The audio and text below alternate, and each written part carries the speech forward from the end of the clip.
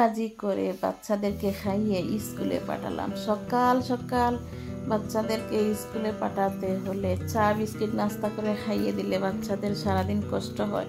সেজন্য আমি ঘুম থেকে উঠে সর্বপ্রথম ভাতের ব্যবস্থা করি যেদিন বাচ্চাদের ক্লাস আছে। আসসালামু আলাইকুম, রাহি রাইফা ব্লগ চ্যানেলে আবারও সবাইকে ওয়েলকাম জানাচ্ছি। কেমন আছো সবাই?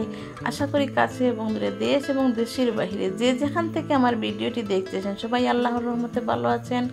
আমিও আলহামদুলিল্লাহ তোমাদের দোয়ায় ভালো আছি। তো বরাবরের মতো নতুন আরও একটি দিনে নতুন আরও একটি ভিডিও নিয়ে চলে আসছি তোমাদের মাঝে। তো আশা করছি আমার ভিডিওটি তোমাদের ভালো লাগবে, আর যদি ভালো লাগে তাহলে একটু লাইক দিয়ে দেখা শুরু করবে। আমার ভিডিওতে কমেন্ট এবং ভিউর তুলনায় লাইকটা একটু কম পড়ে, তোমরা লাইকটা ভুলে যাও হয়তো দিতে।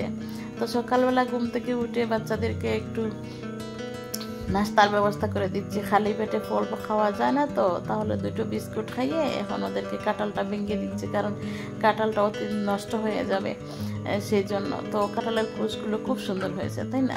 তো কাঁঠাল খেতে খেতে শেষ কাঁঠাল যখন ওরা খাচ্ছে আমি উঠলাম, উঠে দেখি বিড়ালটা কি সুন্দর সুপার উপর বসে গা শরীর চুলকাচ্ছে। তো ভাবলাম একটু তাড়িয়ে দেবো, তো হঠাৎ মায়া হলো বিড়ালটার প্রতি। এত সুন্দর বিড়াল, খুব ভালো লাগতেছে, মনে হচ্ছে আমার পোষা আপনারই, তাই না? না, আমি পুষি না, ওটা বাইরে কোথাও থেকে আসে। আর বাইরে এত বেশি গরম রৌদ্র, সেই রৌদ্রর কারণে হয়তো ওর কষ্ট হয়, সেই মায়াটা হলো। আর বিড়ালটা আমার মনে হলো বাচ্চা পেটে আছে, তো একটু হয়তো আরামের জন্য এসে বসে গা শরীর চুলকাচ্ছে, সেজন্য ওকে তাড়াইনি। তাড়ানোর জন্য উঠে রেডি হয়ে তারপর তাড়াইনি, বসে বসে ও আছে। এমনিতে ঘরের মধ্যে কোনো জিনিসে মুখ দিবি না, কোনো কিছু নষ্ট করবে না, দিলে খাবি, না দিলে বসে থেকে এরকম ঘুম পারবি, এইরকম করবি পোষা প্রাণের মতো। তো সব এগুলা শেষ করে চলে আসছি। এখন ওরা স্কুলে যাবে, আজকে ক্লাস আছে ওদের। তো স্কুলে যেতে হলে একজন আসে 2টার সময় আর একজন আসবে 4টার সময়। তো এই মুহূর্তে যদি আমি ওদেরকে চা বিস্কুট খাইয়ে ফল ফ্রুট খাইয়ে যদি স্কুলে বিদায় দেই তাহলে 2টা পর্যন্ত ওদের পড়াতে মন বসবে না, কারণ পেটে ভাত না থাকলে তো মন বসে না। আর ওদের এখন হচ্ছে আমি কোনো কিছু রেডি করব, এই টাইমও নাই। তো কি করব, তো ভাবলাম যে একটু ডিম ভাজি করি। তো আমি 3টা মুরগির ডিম ভেঙে পেঁয়াজ মরিচ কেটে এইভাবে মেখে তারপর একটা ফ্রাই প্যানের মধ্যে দিয়ে দিলাম। মানুষ 3 জন, আমরা মা ছেলে এবং মেয়ে 3 জন। 3 জনের জন্য 3টা ডিম ভেঙে নিয়েছি। ডিমগুলো একটু হালকা যখন শক্ত হয়ে আসবে তখন আমি চামিচ দিয়ে এভাবে উল্টিয়ে ভাজ করে দেব। জানি না কিসের জন্য ভাজ করে দেই। আমি যখন আমার শ্বশুর বাড়িতে প্রথম গিয়েছিলাম তখন আমার শাশুড়ি মা দেখতাম এইভাবে ভাজ করে দিত, আর সেজন্য আমি একটু ভাজ করে দিই। জানি না ওনাকে অনুসরণ করি, আর কিসের জন্য উনি ভাজ করে দিত আমি কোনোদিন জিজ্ঞেস করি নাই, আর আমি কিসের জন্য ভাজ করা হয় তাও আমি জানি না। কিন্তু আমি ওনাকে অনুসরণ করে আমি ওই ডিমগুলোকে এইভাবে ভাজ করে দিই ডিম। তো দেওয়ার পর এখন আমরা মানুষ 3 জন, তাই আমি 3 পিস করে নেব। আর হচ্ছে কি, ঈদের জন্য গরুর মাংস ফ্রিজে আছে, কিন্তু কত মাংস খাওয়া যায়। আর তোমাদের মাইয়া মাছ কিনে দেয় নাই আমাকে এই সপ্তাহে, বলল যে মাংস আছে খাও, ডিম এনে খাও, আর হচ্ছে কবুতর আছে খাও। মাংস কত খাওয়া যায়, সেজন্য আমার ভালো লাগতেছে না মাংস খেতে, তাই ডিম খাচ্ছি। কিন্তু একদম বাজারের মধ্যে আমি থাকি, কিন্তু আমি মাছ কিনতে যেতে পারি না, আমি সাহস পাই না।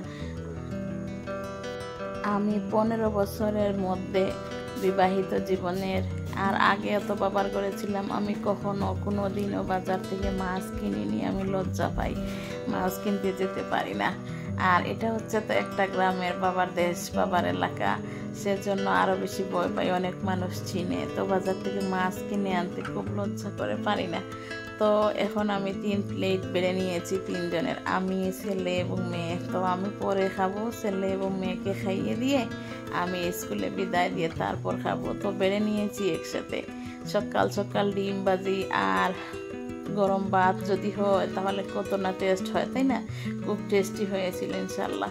তো ছেলে এবং মেয়েকে আমি একটু ওরা স্কুল ড্রেস পরে রেডি হয়ে বসে রয়েছে শুধু খাওয়ার অপেক্ষায়। তো আমি এখন ওদের ছেলেকে অল প্লেট দিয়ে দিয়েছি এবং মেয়ের প্লেটটা আমি এনে মেয়েকে খাইয়ে দিচ্ছি। মধ্যে ওরা ভাই বোন একজন আরেকজনকে একটু একটু খাইয়ে দিল।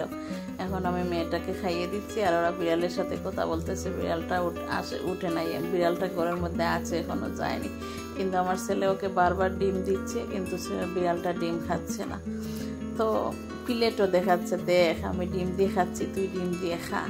তো ওদের যখন খাওয়া শেষ হয়ে গেল ওরা ব্যাগ নিয়ে রেডি হয়ে রওনা দিল। তো এর মধ্যে আবার আমি গেট এখনও খুলিনি, ছেলেটার পরীক্ষা আছে এজন্য ও বোর্ড নিয়ে বের হয়েছে আর মেয়ের ক্লাস আছে সেজন্য মেয়ে ব্যাগ নিয়ে বের হচ্ছে। দুই ভাই বোন আল্লাহ হাফেজ বলে আমি ওদেরকে বিদায় দিয়ে দিলাম। ছেলেটা একটু তাড়াহুড়া করে যাচ্ছে যেহেতু ওর পরীক্ষা 10টার আগে ওকে যেতে হবে। দুই ভাই বোন চলে গেল। তো এদিকে আমার মনে হলো এত বেশি তোমাদেরকে একটু দেখাই আবহাওয়াটা। দেখো আবহাওয়াটা আজকের কীরকম, তাপমাত্রা কত যে সেলসিয়াস আজকে, এত বেশি গরম। সেই গরমের মধ্যে টিকে থাকা দায় হয়ে গেছে। গরম, বৃষ্টি দিচ্ছে না আর অতিরিক্ত রোদের তাপ। দেখো তোমাদেরকে একটু রোদটা দেখাচ্ছি। সেই রোদের মধ্যে আমার ছেলে মেয়ে রওনা দিল। আল্লাহ হাফেজ বলে বিদায় দিলাম, যেন শয়তানের হাত থেকে বাচ্চাদেরকে আল্লাহ বাঁচায় রাখে। আর এইদিকে দেখো কলমি শাকের ডাঁটাগুলো এইভাবে একটা ছোট্ট বোতলের মধ্যে রেখে দিয়েছিলাম। এখানে দেখো পাতা গজাইছে।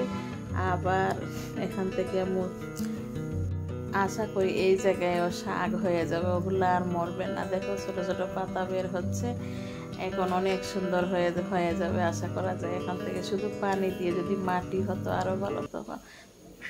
তো আজকে আমার ভিডিও এই পর্যন্তই। তোমরা ভালো থাকবে, সুস্থ থাকবে। আল্লাহ হাফেজ, আসসালামু আলাইকুম।